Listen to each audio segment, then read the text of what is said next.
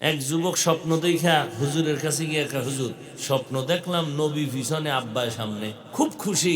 স্বপ্নের ব্যাখ্যাকারী বুজুর্গ, জগৎ বিখ্যাত ব্যাখ্যাকারী আল্লামা ইবনে সিরিন বলেন, টাকা আসেনি? আছে, বাজারে যাও, কাফনের কাফন কিনে নাও। যাও বাজারে গিয়া কাফনের কাফন কিনো, কারণ তুমি স্বপ্নে দেখেছো তোমার বাবা নবীর সামনে, একজন সাধারণ মানুষ ইমামের সামনে তখনই যেতে পারবে যখন লাশ হয়ে যাবে। যাও কাফনের কাফন কিনে নাও, তোমার বাবার ইন্তেকালের ইশারা এসে গেছে, যাও। ওয়া খুলিকাল ইনসানু যায়ীফা, আল্লাহ বলেন আমি দুর্বল করে তোমাদেরকে সৃষ্টি করেছি। তোমরা কি পরিমাণ দুর্বল! একটা পিপিলিকার কাছেও মানুষ বড় দুর্বল, একটা মশার কাছেও মানুষ বড় দুর্বল। হাঁটার বেলায় আমরা দুর্বল, খানার বেলায় দুর্বল, মেধার বেলায় দুর্বল। দুনিয়ার লাইনে আমাদের মেধা কম, আখিরাতের লাইনও আমাদের মেধা বড় দুর্বল। আমরা খাইতেও কম পারি, ঘুমাইতেও কম পারি, হাঁটতেও পারি না, এমন ভাবে আমরা দুর্বল। আল্লাহ আমাদের বানানোর সময় দুর্বল করে বানাইছেন। এক কথায় আমাদের মতো দুর্বল জমিনে কোনো প্রাণী আল্লাহ বানান নাই, আমাদের মতো দুর্বল কোনো প্রাণী নাই।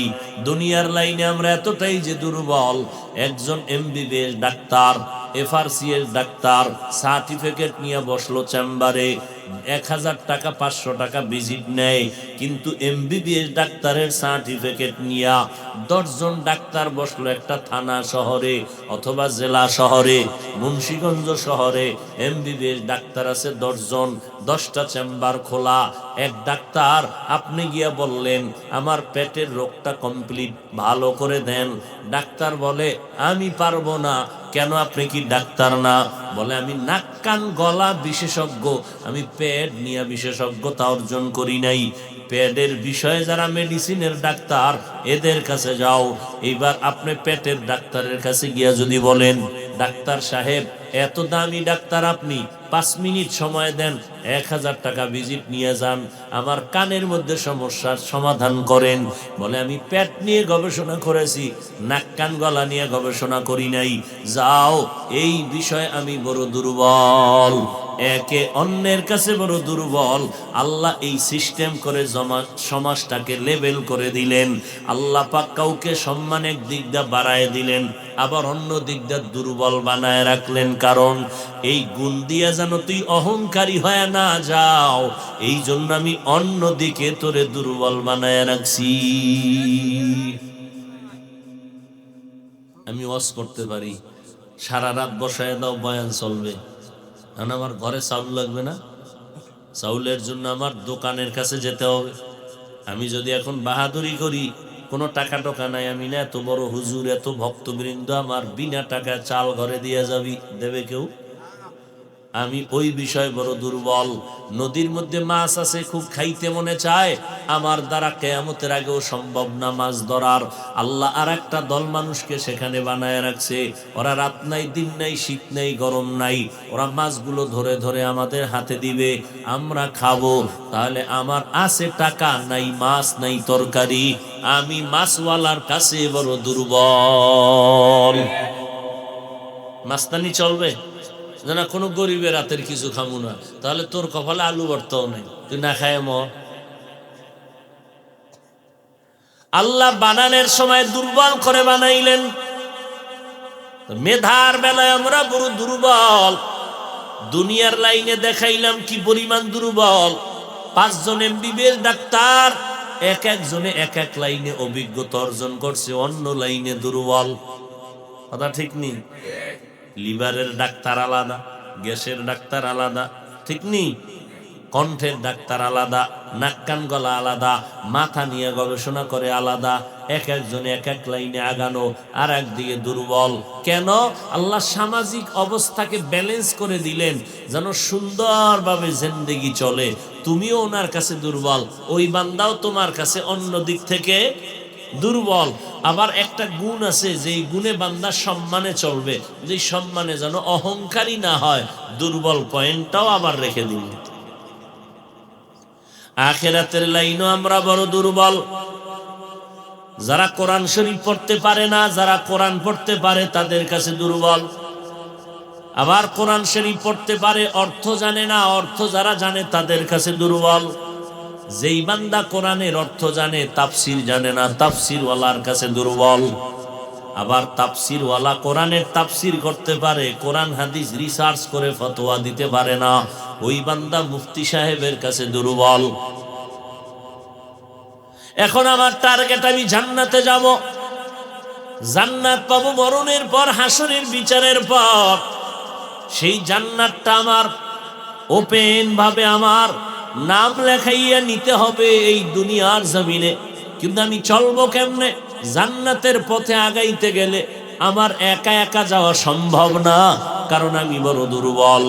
একদিকে আমি দুনিয়ার লাইনে দুর্বল, আখিরাতের লাইনেও বড় দুর্বল। এদিকে আমি কেমনে আগাবো? অন্যদিকে আবার যেই দুনিয়াতে বৈশা আমি জান্নাতের কাজটা করব, সেই দুনিয়ার পরিবেশটা বড় নাপাক। কালেমা লা ইলাহা ইল্লাল্লাহু মুহাম্মাদুর রাসূলুল্লাহ, কালেমা বন্ধ করে, এটা কুফরি। কি যুবকেরা, এই কালেমা কুফরি তোমরা মানো? নবীরা ভুল করেছেন মানো? কোরআনে জাল আছে মানো? ওমরে ফারুক ভণ্ড মানো? না মানলে এই মাওলানাদেরকে চিহ্নিত করো, এরাই ইসলামের ব্যানারওয়ালা ভণ্ড। এদেশের মানুষ পীরের লাইনে যারা ভণ্ডামি করে এদেরকে চিনে, কিন্তু এই ইদানিং কালের যারা আলেম হইয়া ভণ্ডামি করে এদেরকে অনেকে চিনে না। এগো সুন্দর চেহারা মোবারক তোমাদের মোবাইলে আছে, বের করে নিও, এটা গোপন কিছু না। আর এগুলো বলতেই হবে, কারণ এই আকীদা যদি কারো অন্তরে থাকে যে কোরআনে জাল, ও সাথে সাথে বেঈমান।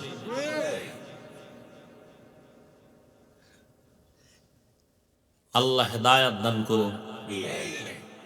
ওদের হেদায়েত চাই না, আমাদের হেদায়েত চাই। ওরা মরুক, না হয় জাহান্নামে যাক।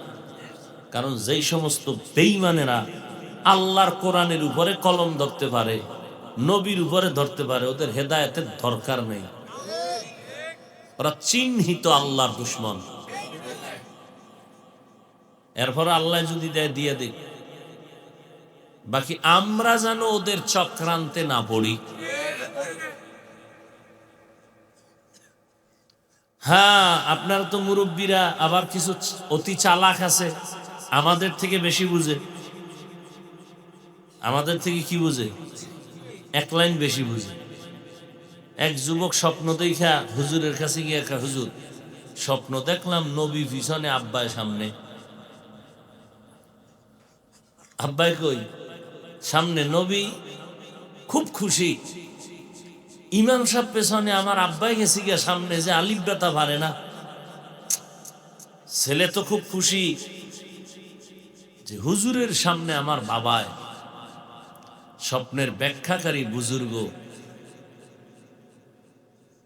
জগৎ বিখ্যাত ব্যাখ্যাকারী আল্লামা ইবনে সিরিন বলেন, টাকা আসেনি? আছে, বাজারে যাও, কাফনের কাফন কিনে নাও। যাও বাজারে গিয়া কাফনের কাফন কিনো, কারণ তুমি স্বপ্নে দেখেছো তোমার বাবা নবীর সামনে, ইমামের সামনে। একজন সাধারণ মানুষ ইমামের সামনে তখনই যেতে পারবে যখন লাশ হয়ে যাবে। যাও কাফনের কাফন কিনে নাও, তোমার বাবার ইন্তেকালের ইশারা এসে গেছে, যাও। ভাবলো কি, হইল কি? এই অতি চালাক যিনি আছে বেয়াদ্দপ, অতি চালাকের আর এক নাম কি মনে রাখবেন, লিখে রাখবেন ঘরে। চালাক ভালো, অতি চালাক ভালো না। যারা আল্লাহর উপরে কলম ধরে এরা চালাক না, অতি চালাক। রসুলের উপরে যারা কলম ধরে এরা শুধু চালাক না, অতি চালাক। অতি চালাকের আর এক নাম বেয়াদব, মনে রাখবেন আজীবনের জন্য। আলেমের উপরে যারা কলম ধরে, আলেমের থেকে বেশি বুঝতে চায়, এরা চালাক না অতি চালাক? অতি চালাকরা কি বলবে?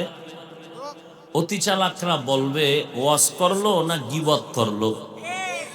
আমি চলে গেলে তারা কি বলবে আগামীকাল, যে ওয়াজ করছে না গীবত শেকায়াত করেছে। ওই মওদুদি সাহেবের মুরিদ তো লেগে গেছে, সহ্য করতে পারেনি। এবার যারে বলবে সেও চিন্তা করবে আসলে অমুক আলেমের বিরুদ্ধে বইলে গেল, চিন্তা করবে না যে কি বলছি। ওই অতি চালাক বেয়াদবকে জবাব যেন দিতে পারেন, এই জন্য আমি 1 মিনিটে বলে যাই। গীবত করা যে হারাম এটা আপনারা জানেননি? কথা বলেন। তুমি কোন আলেম জানে না? বলেন, কথা বলেন। কতটুকু? আপনাদের থেকে একটু কম জানে, এই তো।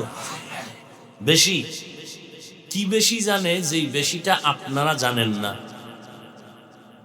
আপনারা জানেন গীবত করা হারাম, আলেমরা একটু বেশি জানে। 4 কারণে গীবত করা ওয়াজিব, না করলে গুনাহ হবে। গীবত করলে হবে সওয়াব, না করলে কি হবে?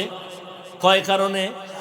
এর 1 কারণ, ইসলামের ব্যানার নিয়ে যদি কোনো বেঈমান, কোনো মুনাফিক মুমিনের ঈমান আমল চুরি করে, আহলে হক আলেমদের দায়িত্ব ওদের নাম ঠিকানা শুদ্ধা জনগণকে বলে সতর্ক করবে, ওদের চক্রান্ত থেকে যেন বেঁচে থাকে। এটা গীবত হলেও সওয়াব। দলিল, ওয়াইলুল লিকুল্লি হুমাযাতিল লুমাযা আল্লাযী জামা'a মালান ওয়া আদ্দাদা ইয়াহসাবু আন্না মালাহু আখলাদা। আসেনি? এটা পড়ো। বলবা আরবি পারি না, চালাক তো, পেস দিতেই থাকি। আচ্ছা বাদ দে আরবি, বাংলা আসেনি? আছে তো বাংলা পড়। কিনার টাকা নাই। আচ্ছা কিনার টাকা না থাকলে তোর হাতে গজবের মোবাইল আসেনি? আছে। আজকে বাসায় গিয়া ডাউনলোড করবি, বাংলা কোরআন লিখে সার্চ দিবি, এবার ডাউনলোড করবি বাংলা কোরআন। অনেকগুলো আসবে সিরিয়ালে, মারিফুল কোরআন বাংলা তাফসীর, ইবনে কাসির আসবে, নুরুল কোরআন, আনোয়ারুল কোরআন, মারিফুল কোরআন, অনেকগুলো আসবে। তবে তাফহিমুল কোরআন একটা আসলে এটা ডাউনলোড করবি না, এটা মওদুদি সাহেবের ভুলে ভরা তাফসীর, মনে থাকবে। এরপরে ওয়াইলুল লিকুল্লি হুমাযার ভিতরে ঢুকবা, ওখানে লেখা আছে গীবত করা হারাম। ওয়াইল মানে জাহান্নাম। কার জন্য? ওয়াইলুল লিকুল্লি হুমাযাতিন লুমাযাতিন, যারা গীবত করে, মানুষের নামে বানাইয়া অপবাদ দেয়, এরা জাহান্নাম। এবার বিস্তারিত আলোচনায় আছে গীবত করা হারাম হারাম হারাম। 4 কারণে গীবত করা ওয়াজিব, না করলে কি হবে? গুনাহ। হ্যাঁ, এবার আরেকটা বলবে অতি চালাকেরা যে হিংসায় ভরা, স্টেজে উঠলেই আক্রমণ, স্টেজে উঠলেই আক্রমণ। নবীজি ভণ্ডদের বিরুদ্ধে, বাতিলের বিরুদ্ধে কথা বলেছিলেন, জানা থাকলে বলেন। আপনার অন্তর কি বলে? রসুল বাতিলের পক্ষে না বিপক্ষে? কথা বলেন। সাহাবায়ে কেরাম। তাহলে বাতিলের বিরুদ্ধে কথা বলা আজকে থেকে আজীবনের জন্য মনে রাখবেন। ভণ্ডদের বিরুদ্ধে কথা বলা হিংসা নয়, বরং রসুলের সুন্নত। হিংসা না সুন্নত? আরে পাগল, হিংসাই যদি করি তাহলে পাঁচকুল্লি মাথায় দিয়া অন্য টুপির বিরুদ্ধে ওয়াজ করতাম, কওমি মাদ্রাসায় পড়ে অন্য প্রতিষ্ঠানের বিরুদ্ধে ওয়াজ করতাম, তাবলিগের পক্ষে বললাম, তাবলিগ যারা করে না তাদের বিরুদ্ধে বলতাম। ওই কোনোদিন তো বলি নাই। এমনকি এই কথাও বলি নাই যে কওমি মাদ্রাসায় পড়ো নাইলে গুনাহ হবে, চরমনাই যাও না হয় গুনাহ হবে, ওই একদিনও তো বলি নাই। সারা বছর দৌড়াইয়া, রাত নাই দিন নাই চিল্লাইয়া মানুষের হাতে পায়ে ধরে 2টা স্লোগান অন্তরে ঢুকাইতে চাই। কয় স্লোগান? 1 স্লোগান, জীবনে যতদিন বেঁচে থাকবা মানুষ আল্লাহর গোলামি করবা, জীবনে যতদিন বেঁচে থাকবা মদিনার আদর্শ মতো চলবা। আর কারো গোলামি করা যাবে না, কারো আদর্শ মানা যাবে। আল্লাহ বুঝার তৌফিক দান করে। আল্লাহর গোলামি করবেন, রসুলের আদর্শ মানবেন, এই তো। এই 2টা স্লোগান অন্তরে ঢুকাইয়া চলতে গেলে আপনি আগাইতে পারবেন না একা একা। কেন? আপনি আমি দুর্বল। আল্লাহ বানানোর সময় বানাইছেনই দুর্বল করে। ওয়া খুলিকাল ইনসানু যায়ীফা, আল্লাহ বলেন আমি দুর্বল করে তোমাদেরকে সৃষ্টি করেছি। তোমরা কি পরিমাণ দুর্বল! একটা পিপিলিকার কাছেও মানুষ বড় দুর্বল, একটা মশার কাছেও মানুষ বড় দুর্বল। হাঁটার বেলায় আমরা দুর্বল, খানার বেলায় দুর্বল, মেধার বেলায় দুর্বল। দুনিয়ার লাইনে আমাদের মেধা কম, আখিরাতের লাইনেও আমাদের মেধা বড় দুর্বল। আমরা খাইতেও কম পারি, ঘুমাইতেও কম পারি, হাঁটতেও পারি না, এমন ভাবে আমরা দুর্বল। আল্লাহ আমাদের বানানোর সময় দুর্বল করে বানাইছেন। এক কথায় আমাদের মতো দুর্বল জমিনে কোনো প্রাণী আল্লাহ বানান নাই, আমাদের মতো দুর্বল কোনো প্রাণী নাই। দুনিয়ার লাইনে আমরা এতটাই যে দুর্বল, একজন MBBS doctor, FRCS doctor certificate নিয়ে বসলো চেম্বারে, 1000 টাকা 500 টাকা ভিজিট নেয়, কিন্তু এমবিবিএস ডাক্তারের সার্টিফিকেট নিয়ে 10 জন ডাক্তার বসলো একটা থানা শহরে অথবা জেলা শহরে, মুন্সিগঞ্জ শহরে এমবিবিএস ডাক্তার আছে 10 জন, 10টা চেম্বার খোলা। এক ডাক্তার আপনি গিয়া বললেন আমার পেটের রোগটা কমপ্লিট ভালো করে দেন। ডাক্তার বলে আমি পারবো না। কেন, আপনি কি ডাক্তার না?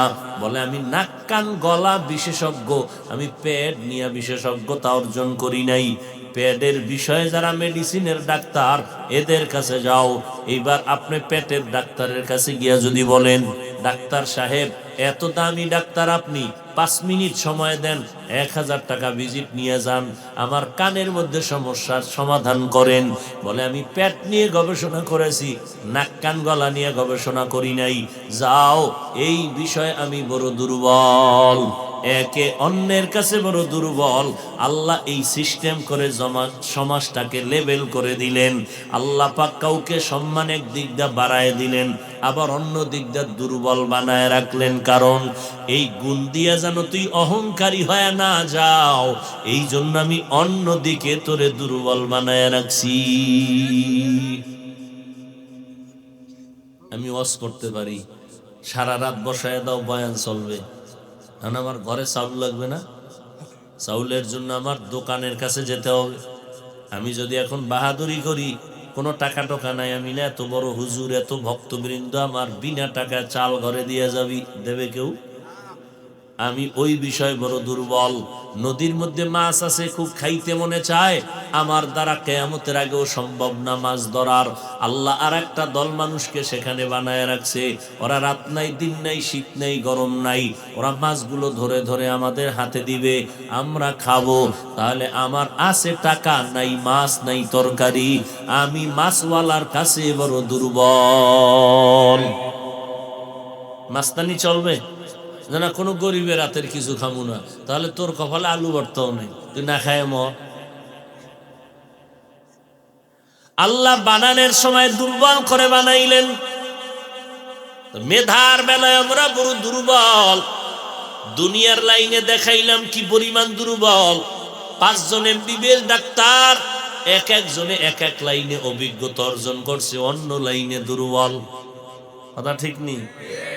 লিভারের ডাক্তার আলাদা, গ্যাসের ডাক্তার আলাদা, ঠিক নেই? কণ্ঠের ডাক্তার আলাদা, নাক কান গলা আলাদা, মাথা নিয়ে গবেষণা করে আলাদা। এক একজনে এক এক লাইনে আগানো, আর একদিকে দুর্বল। কেন? আল্লাহ সামাজিক অবস্থাকে ব্যালেন্স করে দিলেন যেন সুন্দরভাবে জিন্দেগি চলে। তুমিও ওনার কাছে দুর্বল, ওই বান্দাও তোমার কাছে অন্য দিক থেকে দুর্বল।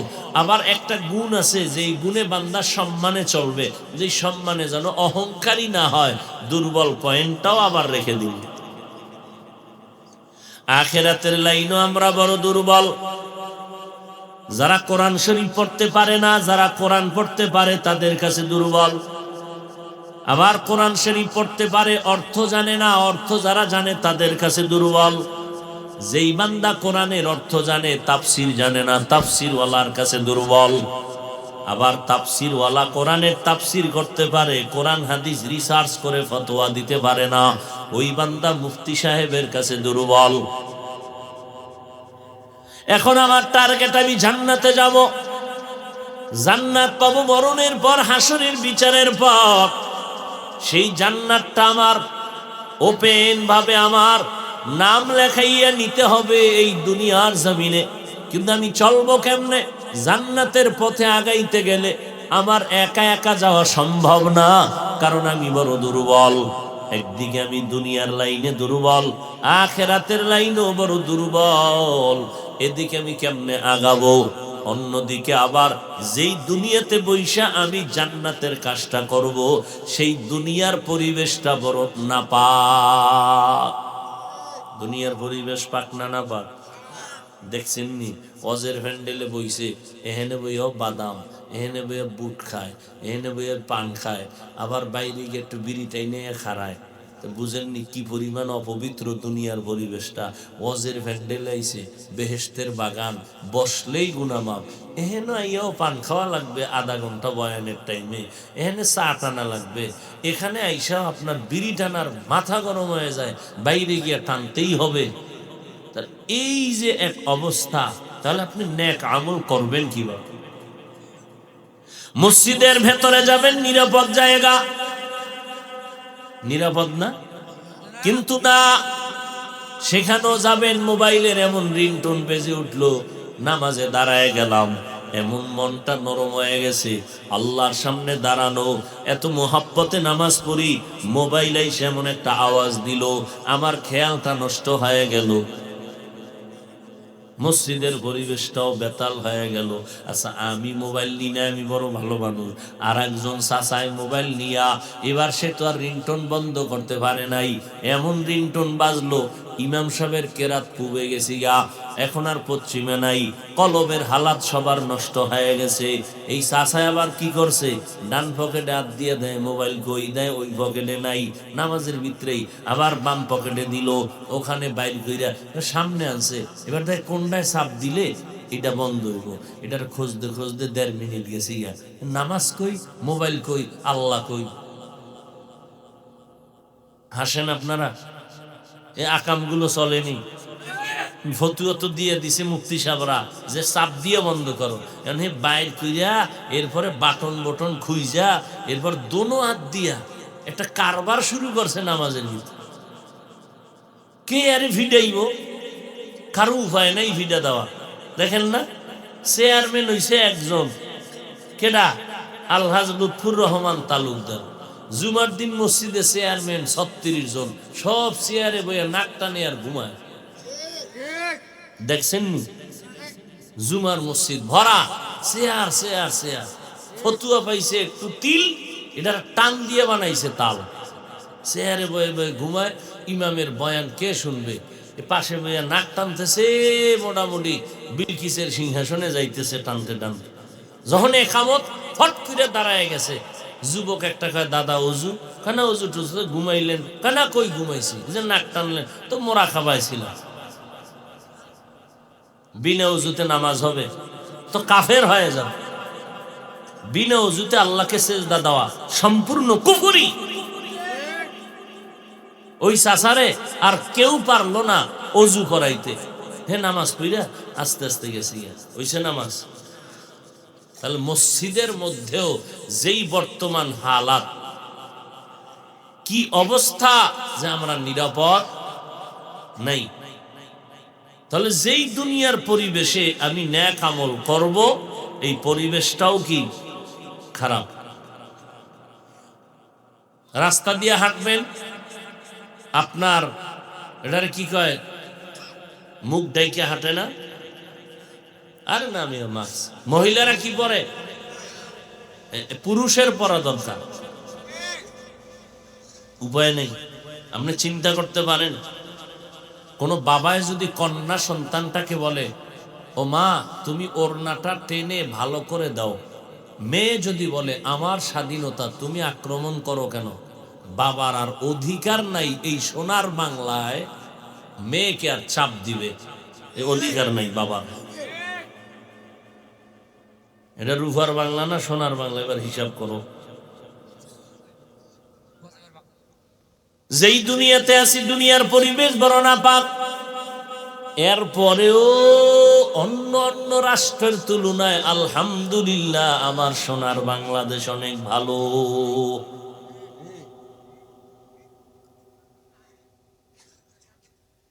তাহলে দুনিয়ার পরিবেশটাও নাপাক, তাহলে আমি একা চলতে পারি না, দুর্বল। যেই পরিবেশে আমি আমল করব সেই পরিবেশটাও বড় দুর্বল। ওদিকে আমাকে 3 দল শয়তান পেছনে টানে, আমাকে চেষ্টা করে জাহান্নামে নিয়ে যাবে। 3 দল শয়তান। একটা হলো আমার ভিতরেই আছে নফস শয়তান।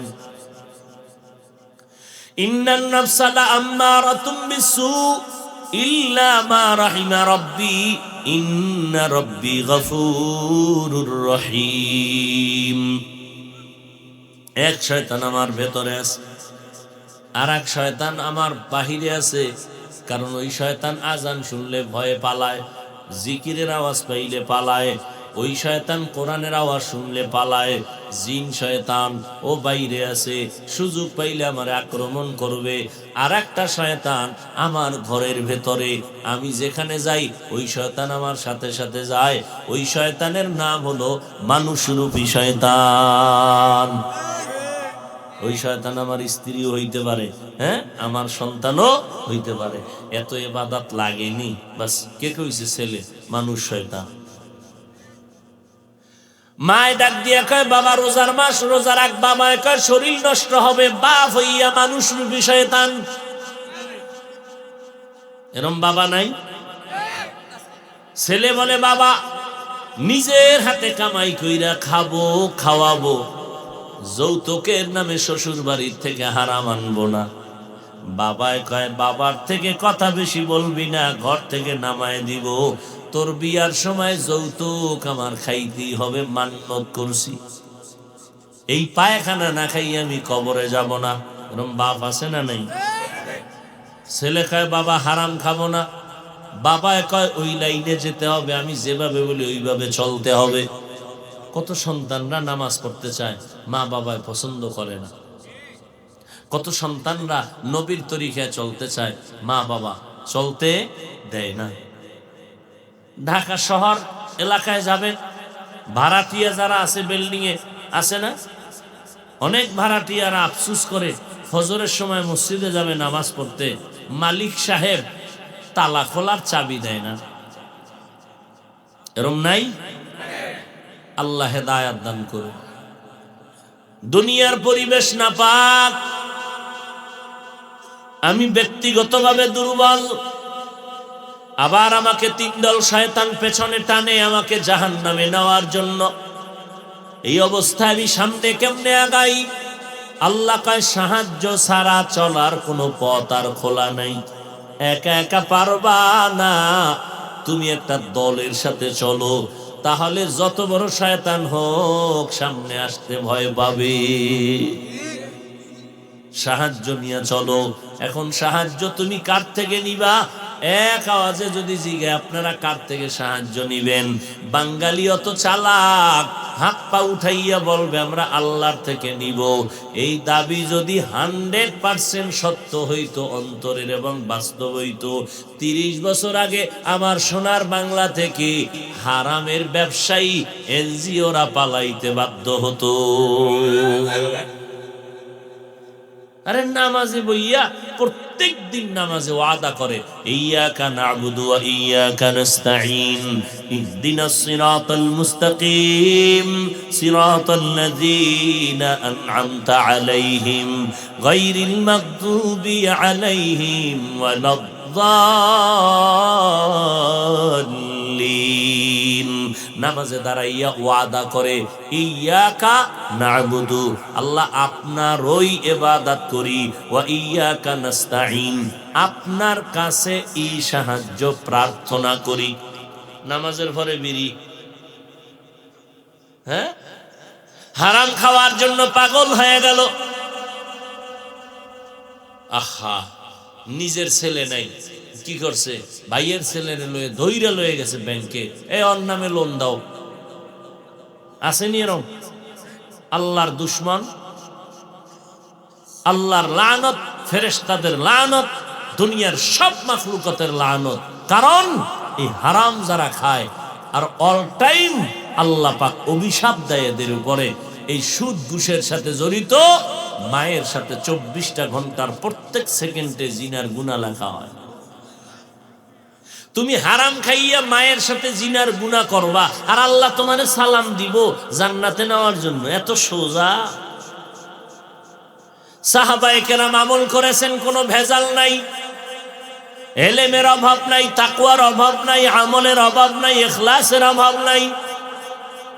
আল্লাহ তাদের আমলের ভিতরে ঈমানের কারণে খুশি হইয়া আল্লাহ তাআলা তাদেরকে জান্নাতের সার্টিফিকেট দিয়ে দিলেন। এরপরও ইতিহাস পড়ে দেখবেন আমার নবীর সাহাবী জান্নাতের বান্দা আবু বকর সারা রাত্র নামাজে জীবন ভর কান্না করলেন। হাসরের ময়দানে আমি কেমনে একা মাওলার আদালতে দাঁড়াবো? বকরির একটা বাচ্চা হাতের মধ্যে নিয়ে কয়, বকরির বাচ্চা তোর কপাল বড় ভালো, আমি আবু বকরের বড় ভয়। তুমি বড় হইবা, মানুষ তোমারে খাইয়া পেটটা ভরিয়া শক্তি নিয়ে নামাজ পড়বে, ইবাদত করবে, তোমার কোনো হিসাব নাই, জান্নাতও নাই, জাহান্নামও নাই।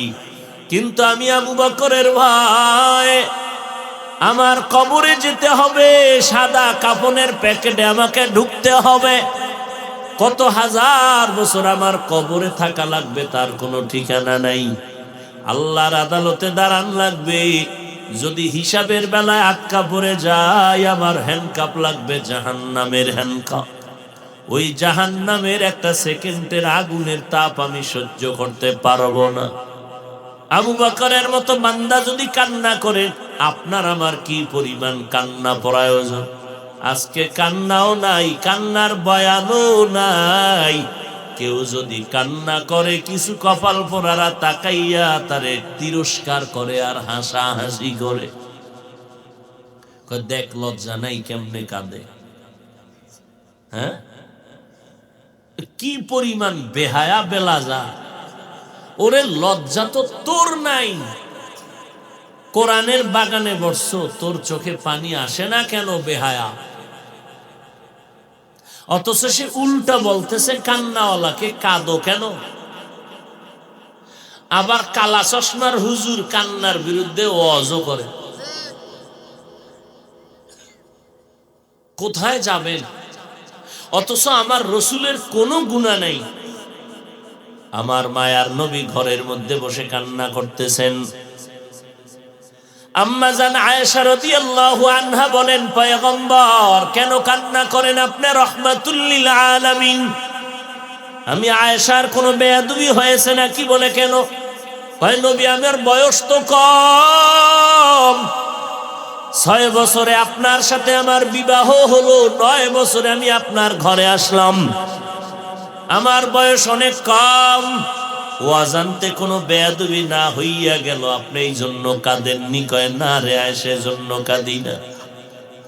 ও পর্দার আড়ালের আম্মা জানেরা আছে, এরে আম্মা জান, আপনারা তো নারী, কত দামি, নবীদের মা, সাহাবায়ে কেরামের মা, আউলিয়ায়ে কেরামের মা। আম্মা জান আয়েশা রাদিয়াল্লাহু আনহার মতো নারী, ফাতেমা রাদিয়াল্লাহু আনহার মতো নারী, খাদিজা রাদিয়াল্লাহু আনহার মতো নারী। আপনারা হাফেজে কোরআনের মা, আদর্শ সন্তানের মা। একটা আদর্শ সন্তান জমিনে উপহার দিবেন, একটা সন্তানের দ্বারা সমাজ আলোকিত হয়ে যাবে। ওই সন্তান উপহার দিতে হলে মা আপনাকে আদর্শওয়ালা হতে হবে। আম্মা জান আয়েশা বলেন, আমি নবীর ঘরে 9 বছর বয়সে আসলাম, 18 বছর যখন হয়ে গেল আমার বয়স, তখন আমার নবী দুনিয়ার থেকে বিদায় হলেন। আমি নবীর ঘরে সময় কাটাইলাম মাত্র 9 বছর। আমার নবী আমারে এমন দোয়া কইরা দিছেন, এই 9 বছরে আমি আয়েশা কত দামি হয়ে গেছি। 2000-এর উপরে হাদিস আমার মুখস্থ হয়ে গেল, আমি 2000-এর উপরে হাদিসের হাফেজা হয়ে গেছি।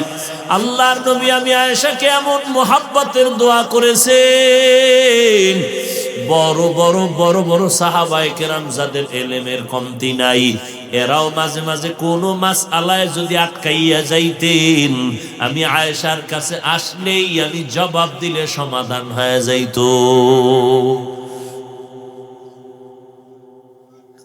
মাত্র নবীর সময় দিলাম 9 বছর। টোটাল আম্মা জানের বয়স কত? 18 বছর। এই 18 বছরের মাত্র নবীর সোহবত পাইলেন 9 বছর। আর আমার বোনের তো 18 বছরে বিবাহই হয় না অনেকের। এরে পর্দার আড়ালের আম্মা জানেরা, আম্মা জান আয়েশা রাদিয়াল্লাহু আনহা বলেন, নবীজিরে জিজ্ঞাসা করলাম, নবী আমি আয়েশার কোনো বেয়াদবি যদি না হয় তো কান্না করেন কেন, জানতে চাই। মায়ার নবী বলেন, ও আয়েশা, আজ আমার কান্নার কারণ হাসরের কঠিন সময়ের কথা আমার মনে পড়ে গেল। আম্মা জান বলেন, আমি নবীরে জিজ্ঞাসা করলাম হাসরের কি কঠিন সময়ের কথা বলেন। নবী কান্না করে বলেন, আয়েশা, কিয়ামতের ময়দানে সব নারী পুরুষ থাকবে উলঙ্গ, কেউ কারো দিকে নজর দেওয়ারও সুযোগ হবে না, এতটা ভয়ঙ্কর হবে কিয়ামতের মাঠ। সূর্য মাথার উপরে নেমে আসবে, সূর্যের গরমে জমিনগুলো তামা হয়ে যাবে। এই জমিনটাই হবে কিয়ামতের মাঠ। সিরিয়ার জমিন হবে আল্লাহর বিচারালয়, আদালত। নবী বলেন, আয়েশা জানুনি এত পরিমাণ ভয়ঙ্কর অবস্থা হবে।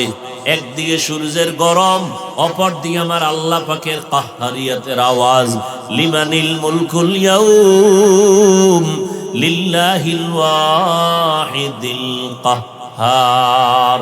আল্লাহ পাকের কুদরতের আওয়াজে হাসরের ময়দানটা থর থর করে কেঁপে উঠবে। অন্যদিকে জাহান্নামের আওয়াজ, জাহান্নাম বলবে, আল্লাহ বেনামাজি গুনাহগার গুলো কই, আমার পেটের ভেতরে দাও। ও আয়েশা, ওই সময় এমন অবস্থা হবে আপন আপন বলতে কেউ থাকবে না। একজন মা একটা নেকের টানে সন্তানের খুঁজে গিয়ে বলবে, বাবা আমার জান্নাত রেডি, শুধু একটা নেক হয়ে গেলে হবে। ও সন্তান, দুনিয়াতে তোরে নিয়ে কত কষ্ট করেছি, কত সময় খানা নিছি খাইতে পারি নাই, তোর পেটে পায়ের লাথি পড়ার কারণে আমি ব্যথায় সহ্য করতে পারি নাই, তোরে নিয়ে কত রাত্র ঘুমাইতে পারি নাই। আজকে আমার না খাইয়া দুনিয়াতে তোরে লালন পালন করেছি। তুই যখন পরীক্ষার হলে ঢুকছু, আমি মা যায় নামাজ বিছাইয়া দোয়া করেছি, ও আল্লাহ তুমি আমার সন্তানের পরীক্ষায় কামিয়াবি দান করো। তুই যখন বাহিরে গেছো, আমি মা ঘুমাই নাই, আমি মা তোর জন্য চোখের পানি ছেড়ে দোয়া করেছি। এত কষ্ট করিয়া তোরে মানুষ বানাইলাম, একটা নেক যদি আমারে দাও, আমি মা এখন জান্নাতে যেতে পারবো। নবীজি বলেন, সন্তান বলবে, আমি মায়ের পেট ছাড়া দুনিয়াতে আসতে পারি নাই, তবে তুমি যে আমার মা আমি বিশ্বাস করি না, যাও, আমি তোমারে নেক দিতে পারবো না, তুমি আমার মা কিনা আমার জানা নাই। এবার সন্তান দেখবে একটা নেকের অভাবে দেখতেছে মায়ের বিপক্ষে ফয়সালা হয়ে গেল, আল্লাহ অর্ডার করবে জাহান্নামের শিকল লাগাও। সন্তান দেখবে একটা নেকির অভাবে মায়ের হাতে জাহান্নামের শিকল, মাকে টেনে টেনে জাহান্নামের দিকে নিয়ে যাবে। আল্লাহর নবী বলেন, আয়েশা কেমন ভয়ঙ্কর অবস্থা হবে হাসরের মাঠে। যেই হাসরের মাঠে নবীদের কোনো গুনাহ নাই, সেই নবীরা পর্যন্ত ভয়ে নাফসি নাফসি বলে কান্না শুরু করবেন।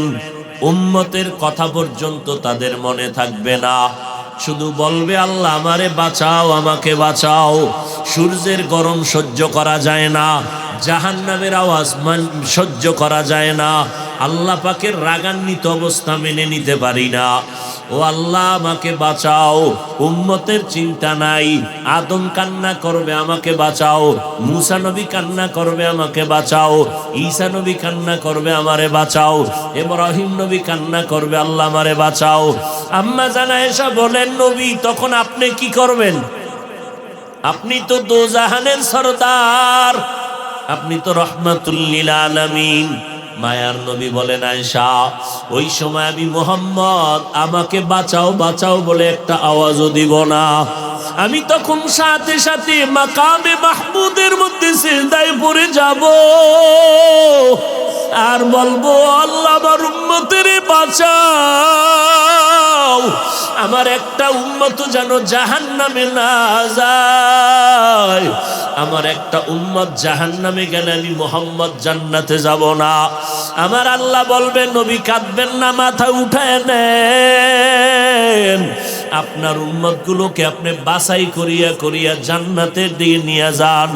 আমার নবী এবার বাছাই করতে গিয়া হাজার কোটি মানুষ, লক্ষ কোটি মানুষ, আর নবী বাছাই করিয়া নিবে। আম্মা জান আয়েশা বলে নবী কেমনে চিনবেন কে আপনার উম্মত? নবী বলে যে উম্মতগুলো ওযু বানাইয়া 5 বেলার নামাজ আদায় করত, ওদের ওযুর অঙ্গগুলো নূরের আলোতে ঝলমল করতে থাকবে। আমি দেখবো ওদের চেহারার ভিতরে নূরের আলো দেখা যায়। ওদের নূরের আলোগুলো দেখে দেখে আমি মুহাম্মদ ওদের বাছাই করিয়া করিয়া জান্নাতে নিব। ওই সময় আমি জান্নাতে না নিয়ে কাউকে যাব না। তবে আয়েশা সাবধান, আমার উম্মতের আমি দইরা কাউসারের কিনারায় নিয়ে যাব হাউজের পানি পান করানোর জন্য। যেই হাউজে কাউসারের 1 ফোঁটা পানি দিলে আর জীবনে পিপাসা লাগবে না। তবে আয়েশা শুনিয়ে রাখো, এমন উম্মত তখন আমার পেছনে লাইনে দাঁড়াবে, যেই উম্মত গুলো পানি পান করতে গিয়া হঠাৎ দেখবো আমার সামনে একটা পর্দা পড়ে গেছে। আমি বলবো ফেরেশতা, আমার উম্মত এখন লাইনে দাঁড়ানো, পর্দা দিলা কেন? ফেরেশতা বলবে নবী এটা উম্মত আপনার আদরের নয়। এই উম্মত দুনিয়াতে আসার পর আপনার হুকুম, আপনার আদর্শ মানে নাই, সুন্নত গুলো জবাই করেছে, মনের মতো চলেছে। আলেম ওলামারা পায়ে দরিয়া ডাকলো, নামাজ পড়ে নাই, পর্দা করে নাই, হালাল খায় নাই, সুন্নত অনুযায়ী চলে নাই। তখন নবী দেখবে আসলেই লোকটা নামাজি না, আমার উম্মত হইয়াও সে আমার সুন্নত মানে নাই।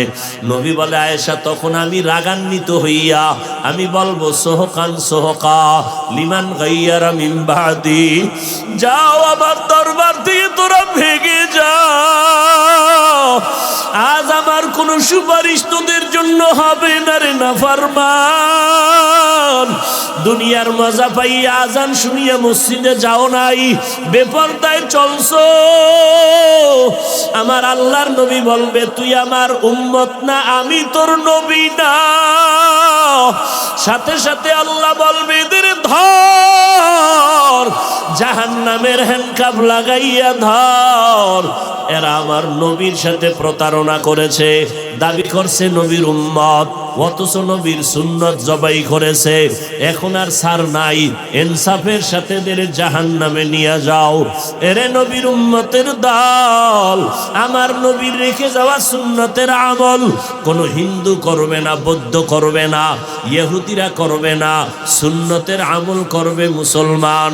ও মুসলমান মা বাবারা, ও যুবকেরা, আজকে তোমার মতো কত যুবক স্কুল কলেজে পড়িয়াও তো নামাজ ছাড়ে না। বলো বাবা, তোমার বিবেকটাকে জিজ্ঞাসা করো তুমি কেন পারো না? তোমার মতো কত যুবক আজকে তাকায় দেখো, র্যাব, আর্মি, পুলিশ, বিডিআরের চাকরি করে, দাড়িও আছে, নামাজও পড়ে, অভাব নাই। বলো বাবা তুমি কেন পারবা না? তোমার মতো কত বান্দা রাস্তায় গাড়ি চালায়, ড্রাইভারি করে, নামাজ ছাড়ে না। বলো তুমি কেন পারবা না? তোমার মতো কত বান্দা নদীর মধ্যে মাছ ধরে, নামাজ বাদ দেয় না, ময়দানে কৃষি কাজ করে, নামাজ ছাড়ে না। বলো বাবা তুমি কেন পারবা না? ওলামায়ে কেরামের কথা কি মিথ্যা মনে করেছো? আল্লাহর কোরআনটা কি মিথ্যা মনে করেছো? ওই কোরআনে তো জান্নাতের বয়ান আছে, জাহান্নামেরও বয়ান আছে। কারা জান্নাতে যাবে, কারা জাহান্নামে যাবে, আল্লাহ তাও বয়ান করে বলেছেন। ওরে নবীর উম্মতের দল, আল্লাহ পাক তো তওবার দরজা দিয়া বান্দাকে ডাকে, পাহাড় পরিমাণও যদি গুনাহ করো আমার দরবারে তওবা কর, আমি একটা সেকেন্ডে তোমার জীবনের গুনাহগুলো মাফ করে দিব। আজকে আমাকে সবাই কত সম্মান করে, তোমাকে কত সম্মান করে, অথচ তুমি চোখ বন্ধ করে নিজের আমলনামার দিয়ে তাকাও, জীবনে কত অন্যায় করেছো, যেই অন্যায়ের খবর মা বাবা জানলে আর সম্মান দিত না। আল্লাহ বলে বান্দা আমি জানার পরও তোর উপরে রাগ করে পানি বন্ধ করি নাই, বাতাস বন্ধ করি নাই, বরং আমি আল্লাহ তওবার পথে ডাকতেছি, আয় আয় আয়। ওরে আমার দরবার আইসা একবার আল্লাহ বলে ডাক দাও। যদি একবার আল্লাহ বলিয়া কলিজা দিয়া ডাক দিয়া দুই ফোঁটা চোখের পানি ছেড়ে বলো, দয়ার মালিক এই ময়দানে আমার মতো গুনাহগার কেউ নাই। আমার গুনার কারণে আমার হাত না পাক, চোখ না পাক, জিহ্বা না পাক, আমার অন্তর না পাক। এই অবস্থায় যদি আজরাইল আসে আমার উপায় নাই, জাহান্নামের আগুন সহ্য করতে পারবো না রে মালিক। গুনাহ নিয়ে কবরে গেলে দুই পার্শ্বের মাটির চাপ, ওই কবরে জাহান্নামের আগুন সইতে পারবো না। ও আল্লাহ, এই ময়দানে তুমি নিয়ে আসো, গুনাহ অবস্থায় ফিরাইয়া দিও না। ও আল্লাহ, তুমি তওবাওয়ালা জীবন দান করো। দুনিয়াতে যতদিন বেঁচে থাকবো আর নামাজ ছাড়বো না, বেপরদায় চলবো না, মা বাবারে কষ্ট দিব না, ওলামায়ে কেরামের বিরোধিতা করব না, দেশ ও জাতির বিরুদ্ধে ষড়যন্ত্র করব না। ও আল্লাহ, তোমার হুকুম মানিয়া নবীর তরিকায় চলবো, নামাজ পড়বো, দাড়ি আর কাটবো না, গীবত শেকায়াত করব না। ও আল্লাহর বান্দারা, মাওলার মোহাব্বতে একটু তওবার দিকে আগাও। গুনার কথা স্মরণ করি আমার মাওলার কাছে তওবা করো। তবে এটাও সত্য কথা, দুনিয়াতে কিছু মানুষ থাকবে তওবা নসিব হবে না। 13টা বছর আবু জাহাল নবীরে দেখলো, বয়ান শুনলো, এরপরেও কালেমা নসিব হলো না।